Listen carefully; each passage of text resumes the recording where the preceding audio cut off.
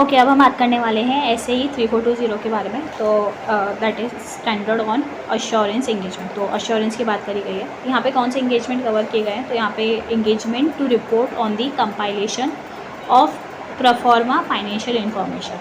मतलब in simple आपको report करना है, और किस पे रिपोर्ट करना है? कंपाइलेशन के ऊपर रिपोर्ट करना है। ठीक है, कंपाइलेशन किसका किया गया है? तो वो किया गया है प्रोफॉर्मा फाइनेंशियल इन्फॉर्मेशन का। प्रोफॉर्मा वर्ड यूज़ किया गया है ना, मतलब यहाँ पे अपने ड्राफ्ट जैसा बना रहे हैं ऐसा। ठीक है, और जो कहाँ पे यूज़ होने वाले हैं? जो यूज़ होने वाले हैं इन अ प्रोस्पेक्टस। तो नाम है engagement to report on a compilation of pro forma financial information that were included in a prospectus. ठीक है, अब यहाँ पे ना देखो इन सिंपल बोला क्या गया, जैसे अगर हम टाइमलाइन के हिसाब से समझें तो जैसे फॉर एग्जांपल हमारे बुक्स क्लोज हो जाते हैं ऑन 31 मार्च, और हम मई में जाके क्या करते हैं? हम मई में जाके कोई मर्जर वगैरह करते हैं। ठीक है, और लेट्स से जून में हमारा क्या आने वाला है? जून में हमारा आईपीओ आने वाला है। तो अब हमें क्या करना पड़ेगा? अब जून में जब आईपीओ आएगा तो हम वहाँ पे प्रोस्पेक्टस निकालेंगे। तो जब प्रोस्पेक्टस निकालेंगे तो हमें क्या करना पड़ेगा? हमें ये जो मेजर इवेंट हुआ है, ये इवेंट हमें कंसिडर करना पड़ेगा। और किस में कंसिडर करना पड़ेगा? फाइनेंशियल स्टेटमेंट के अंदर।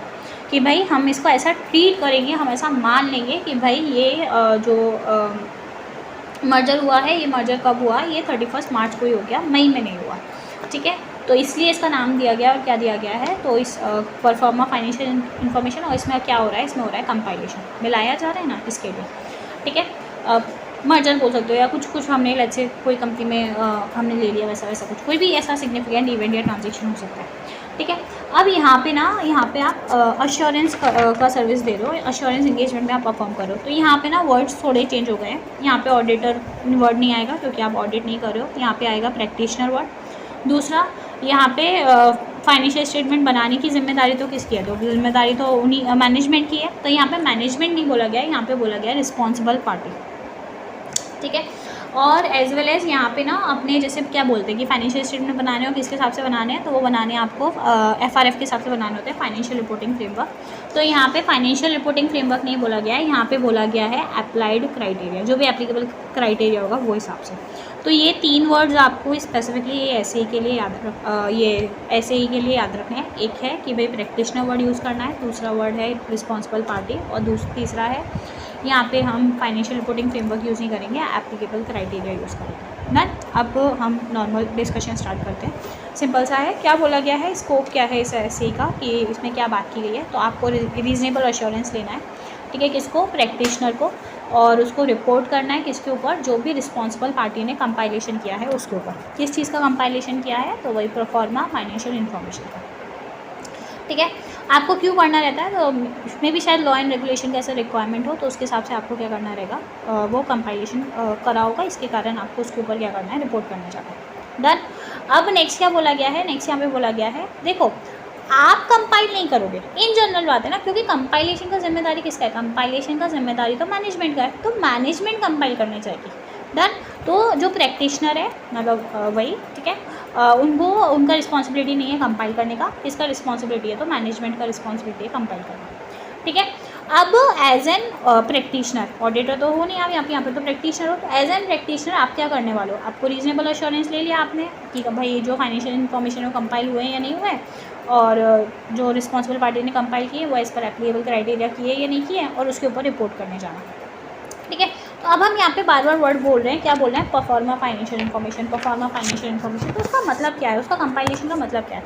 तो इधर में कंपाइलेशन का मतलब है कि भाई आप क्या कर रहे, आप तो नहीं करोगे, रिस्पॉन्सिबल पार्टी करेगी। रिस्पॉन्सिबल पार्टी मैनेजमेंट क्या करेगी?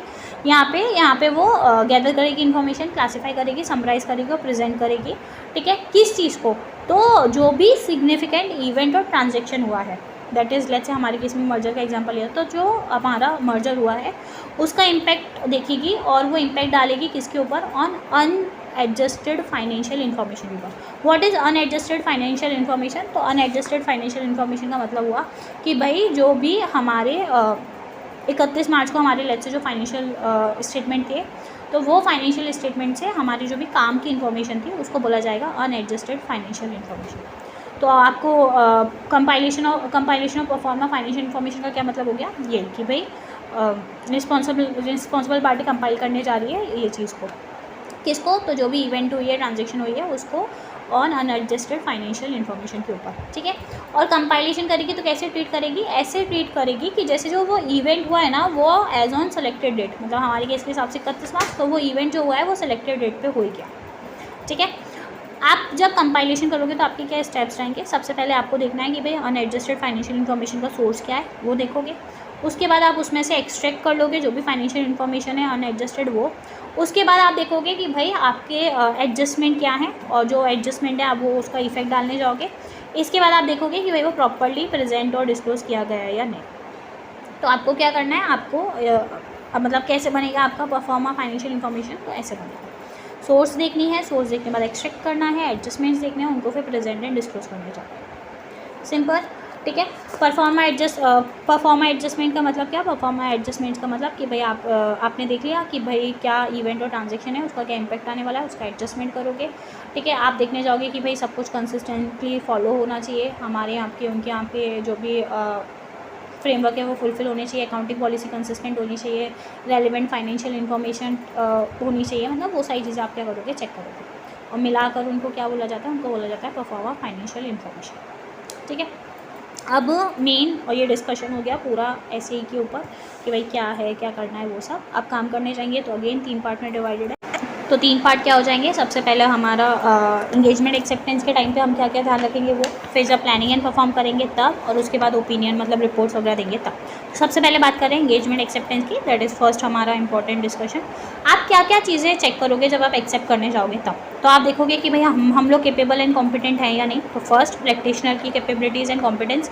दूसरा आप देखोगे कि भाई जो फाइनेंशियल इन्फॉर्मेशन है वो एप्लीकेबल क्राइटेरिया के हिसाब से बनी है या नहीं बनी है, और जो पर्पस है वो पर्पस से मिसलीडिंग नहीं होनी चाहिए, ये चेक करोगे। उसके बाद आप देखोगे कि भाई आपको अपना ओपिनियन देना है तो उसका वर्डिंग क्या रहने वाला है। उसके बाद मेन तो देखो आपको डॉक्यूमेंट ही देखने जाना है ना, तो आप क्या देखोगे कि भाई जो अनएडजस्टेड फाइनेंशियल इन्फॉर्मेशन है उसका सोर्स क्या है, ठीक है, क्या वो ऑडिटेड है या अनऑडिटेड है। अगर वो ऑडिटेड है तो आप देखोगे क्या उसके अंदर मॉडिफाइड ओपिनियन दिया हुआ है या नहीं, क्या उसमें यूएम पैरा या फिर अदर्स मेटा पैराग्राफ ऐसा कुछ दिया हुआ है या नहीं। अगर ऐसा है तो आपको देखने जाना है कि आपको उसका रेफरेंस अपनी रिपोर्ट के अंदर देना है या नहीं देना है, ठीक है। पर अगर आपका जो फाइनेंशियल इन्फॉर्मेशन है वो ऑडिटेड नहीं है तो फिर आपको क्या करना पड़ेगा, आपको अंडरस्टैंडिंग लेनी पड़ेगी किसकी, एंटिटी की, उसके अकाउंटिंग और फाइनेंशियल रिपोर्टिंग के प्रैक्टिसेस की।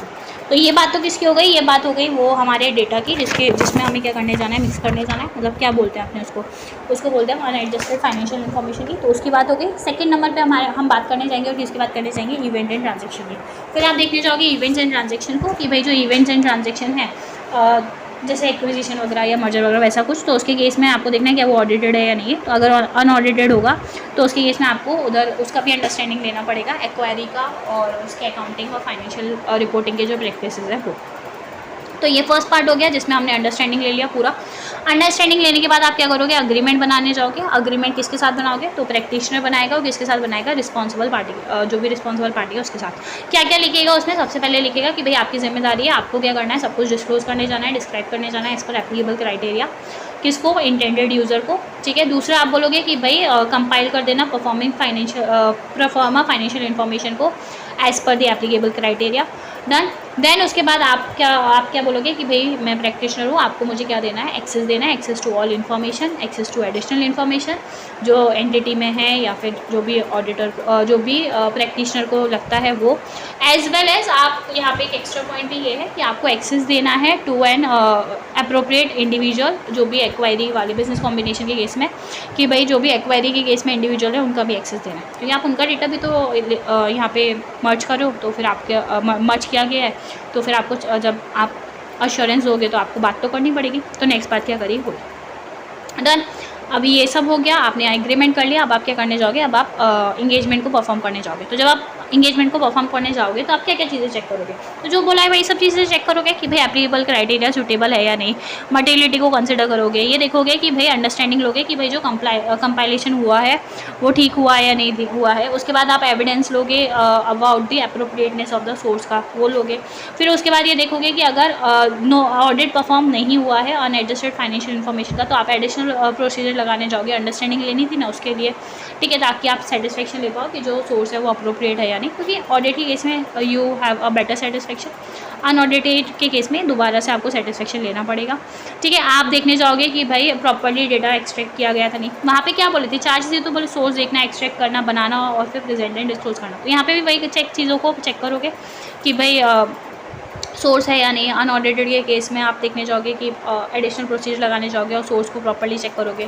फिर आप देखोगे प्रॉपर्ली एक्सट्रैक्ट किया गया है या नहीं किया गया है, अप्रोप्रिएटनेस देखोगे एडजस्टमेंट का।